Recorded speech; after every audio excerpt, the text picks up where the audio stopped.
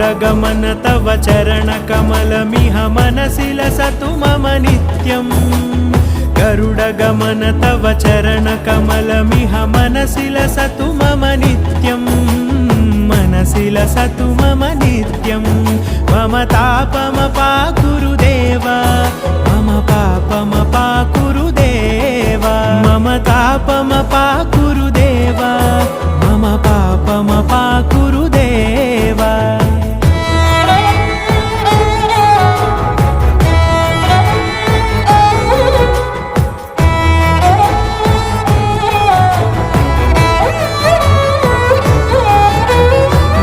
जनयन विधि नमुचिहरण मुख विबुध विनुत पद पद्मा